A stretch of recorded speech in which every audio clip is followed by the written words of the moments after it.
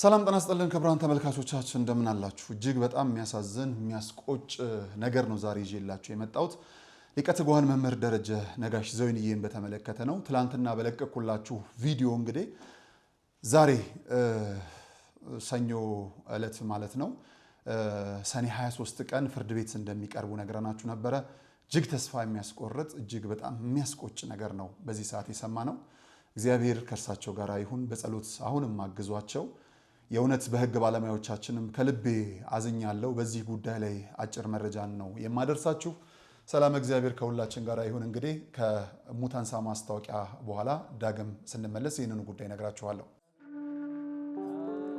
አስፈሪው ክረምት፣ አስጨናቂው ወቅት አባቶቻችንን ይፈትናል። መነኮሳቱ ስለ ነፍስ ሲሉ ከበረሃ ጾም ጸሎቱ ሳይከብዳቸው፣ ነገር ግን በባዕት ጦት ተጨንቀው እኛ በምቾት ከቤታችን ሰላማዊ እንቅልፍ እንዴት ይወስደናል? አብረን በባዕት ባንወሰን የሥጋ ድካም ቢበረታብንም እኛ ሰርተን እንዲባረክ ያገኘነው እንዲበረከትልን ምጽዋታችንን ለገዳማውያኑ እንላክ። መነኮሳቱ ደግሞ የላክነውን መባችንን መድኃኔ ዓለም እንዲቀበልልን በፊቱ እንዲመዘግብልን ጸሎት ያደርጉልናልና የሙታንሳ አባቶቻችንን በዓት ስለ መድኃኔ ዓለም ስንል አብረን እንጨርሰው። ክቡራን ተመልካቾቻችን እጅግ በጣም የሚያሳዝን ተስፋ የሚያስቆርጥ ልብን የሚያደማ ነገር ነው አሁን የሰማሁት። ሊቀ ትጉሃን መምህር ደረጀ ነጋሽ ዘወይንዬ ሰኔ 16 ቀን 2017 ዓ.ም ከስራ ቦታቸው ላይ እንደዚሁ በጸጥታ አካላት እንደተወሰዱ ነገራናችሁ ነበር። በጣም በሚያሳዝን በሚያስገርም መልኩ ደግሞ ሰኔ 15 ቀን ምሽት ዕለተ ሰንበት ማለት ነው ለራማ ኪዳነ ምሕረት የገቢ ማሰባሰቢያ ላይ እስከ እኩለ ሌሊት 6 ሰዓት ድረስ አብረው ሆነው በብፁዓን አባቶች እየተባረኩ ከሌሎች አገልጋዮች ወንድሞቻቸው እህቶቻቸው ጋራ በመሆን ለቤተ ክርስቲያን አገልግሎት ነበሩ። በማለዳው ታዲያ ወደ ቢሮአቸው ገብተው ከሰዓት አካባቢ ላይ መመሪያ ሰጥተው ለልጆቻቸው በሚወርዱበት ሰዓት ተሽከርካሪያቸው አጠገብ ሊገቡ ሲሉ የደህንነት ወይም የጸጥታ አካላት እንደወሰዷቸው፣ ከዛ ባለፈም ደግሞ እንደዚሁ ነሐሴ 18 ቀን ወደ ፍርድ ቤት ጠዋት ላይ እንደሄዱ ነገረናችሁ ነበረ። ጠዋት የነበረው ችሎት ልደታ ፍርድ ቤት ማለት ነው ለከሰዓት እንዲመለሱ ያደርጋቸዋል። ለከሰዓት የዋለው ችሎት ሊቀ ትጉሃን መምህር ደረጀ ነጋሽ ዘወይንዬ በ50 ሺህ ብር ዋስ እንዲወጡ ከሀገር እንዳይወጡም ጭምር ግድ የጣለ ውሳኔ ሰጥቶ አመሻሽ ስለነበረ ሮብ ዕለት ሐሙስ ዕለት እንዲያስፈጽሙ ቤተሰቦቻቸው በማድረግ ሐሙስ ዕለት የመፈቻ ወረቀትንም እንደዚሁ ከኢሚግሬሽን ደግሞ እንዳይወጡ ከሀገር የሚያግደውንም ወረቀት ለፍርድ ቤት ማስገባት ቢችሉም ቤተሰቦቻቸው እንግዲህ ይህንን ቢያደርጉም ከእስር ሊወጡ አልቻሉም። ዓርብ ዕለት የተነገራቸው ዛሬ ሰኞ ዕለት ሰኔ 23 ቀን ፍርድ ቤት እንደሚቀርቡ ነበር የተነገራቸው። በዚህ አግባብ ቅዳሜና እሁድን በዛው በፌዴራል ወንጀል ምርመራ ቢሮ አሳልፈዋል። በዚህ ሂደት ውስጥ ታዲያ ለሕክምናም ወደ ፖሊስ ሆስፒታል እንደሄዱ ዓርብ ዕለታም ደግሞ እንደዚሁ ቼክአፕ ስለነበራቸው እሱንም እንደታዩ ነገራናችሁ ነበር። ቅዳሜን እሁድን አሳልፈው ዛሬ ጠዋት ላይ እንደዚሁ 4 ኪሎ አካባቢ ባለ ፍርድ ቤት ነበር ይቀርባሉ የተባለው። ቤተሰቦቻቸው በዛ ፍርድ ቤት ቢሄዱም እሳቸው እዚያ አይቀርቡም፣ ወደ 6 ኪሎ ነው የሚቀርቡት ተብሎ ወደ 6 ኪሎ እንግዲህ ሄደዋል ማለት ነው። በዚህ ሂደት ውስጥ የህግ ባለሙያዎቻችንን ከልብ አዝኛለሁ። የእውነት ሊቀ ትጉሃን መምህር ደረጀ ነጋሽ ዘወይንዬ አብሯቸው ሊቆም የሚገባ የህግ ባለሙያ ይጠፋል የሚል እምነት አልነበረኝም። አንድ ስለ ኢትዮጵያ ሲነሳ ኢትዮጵያዊነት ላይ እየሞገተ ያለው ለሌሎችም ጭምር በነፃ እየቆመ ያለው ለብዙዎቻችን ጠበቃ መልካሙ ኡጎ ነው። ቁም ለአካባቢ የሚል የኢንቫይሮንመንት ላይ የሚሰራ ለሁላችን የሚሞግት የህግ ባለሙያ ብቻውን ነው ዛሬ የቆመው። በእርግጥ ባለፈው 3 ሆነው ወንድሞቻችን ቆመው ነበር።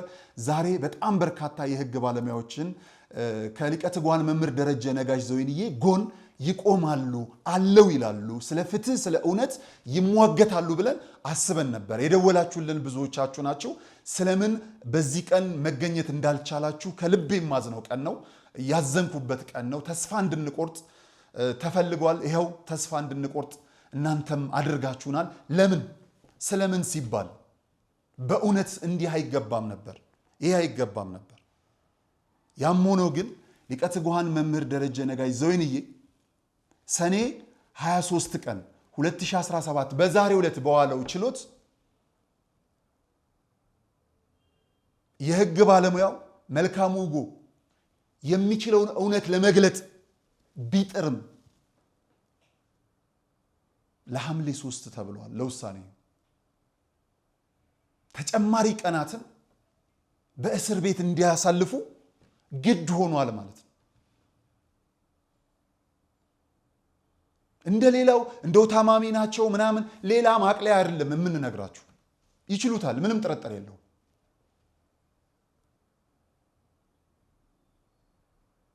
በጣም የሚያሳዝን በጣም የሚያስደነግጥ በኩም እግዚአብሔር ቀላሉን ያድርግላቸው። ለሐምሌ 3 ተብሏል። እባካችሁ ዝም አትበሉ። ሙያ ያላችሁ በሙያ በእውቀታችሁ ግድ የለም፣ ይሄን ጊዜ እናልፈዋለን።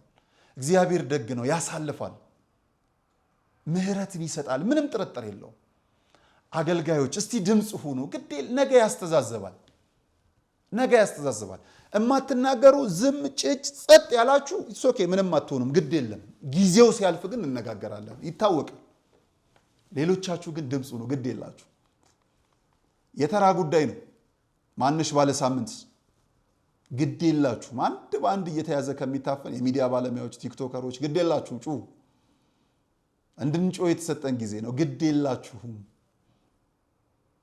የአገልግሎት አበል ብቻ የምትወስደው አገልጋይ ኦኬ፣ ችግር የለውም። በቃ አገልግሎት ባለበት አሳዶ አበሏ ብቻ አትጉደል። እናንተ ችግር የለውም፣ ምንም አይነካችሁ። ግን ያለሽ መስሉሻል፣ ተበልተሽ አልቀሻል ነው ነገር። እየተፈታተሽን ነው። ግድ የላችሁ።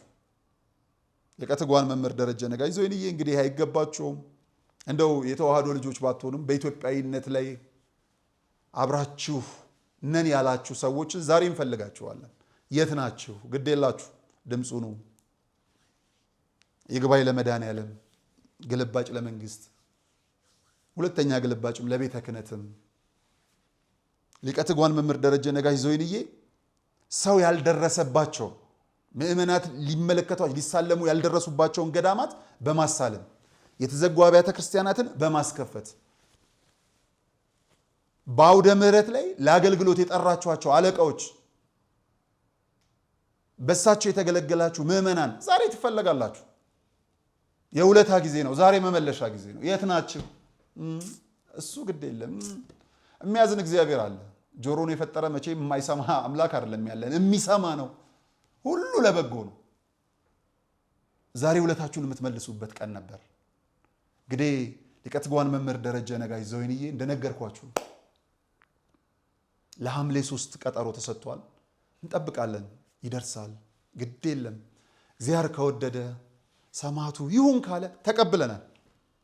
ለሐምሌ 3 እንጠብቃለን። ግን በእውነት በፍጹም አልጠበቅኩም። በፍጹም እንዲህ አልጠበቅኩም። እግዚአብሔር ደግ ነው፣ ሁሉን ያስተካክላል። ሰላም እግዚአብሔር ከሁላችን ጋር ይሁን።